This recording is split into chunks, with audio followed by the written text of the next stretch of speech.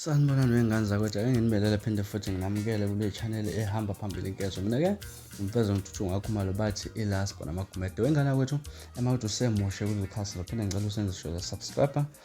Ungakhohlwa ukukhomenta nokuleka kanjalo futhi ke nokushare ukukhona okukhulu kunakho. Okay bafethu, sokume ngomumo lapha na kwi-Mothers of All Festival lapha ke bafethu, umcimbi lo nokwamenyezelwa lapha ke enkundleni zokuxhumana ukuthi ke uza kuba lapha ngomhla ka-April lapha ke eMoses eMabhida mhla zu-6 kuwona lo nyaka ka-2024. Umcimbi oqinisekisiwe bafethu ukuthi lapha ke uqoka noma yimuphi umculi ofisa abe ingxenye yalo mcimbi lona ke kuzothi ke ovotele kakhulu kunabo bonke bese ehlomula lapha ngesamba semali lapha kanjalo futhi ke neToyota Quantum elisha ceke lapha kucacisiwe ukuthi abaculi abangayona ingxenye yalo mcimbi kuzobe indlamlenze uKhuzani umfoka Mpungose kanjalo futhi neGcokama elisha umthandeni umfoka Manqele.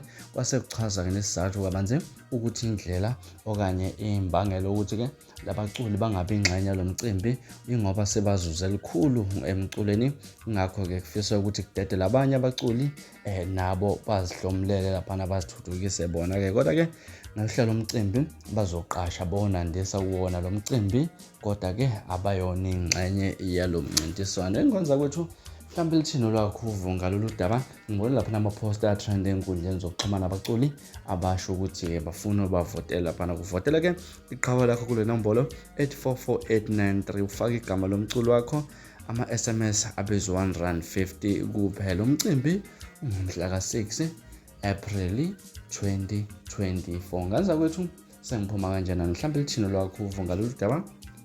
Ahlala comment section ungixoxele kabanzi ukuthi uthini lwakho uvo. Mina sengiphuma kanjena, siphinde futhi sihlangane kwivideo elandelayo ngesikhathi esilandela. Ngakhohlwa ukusubscribe, nibe nosuku lomnandi, ngithanda kakhulu.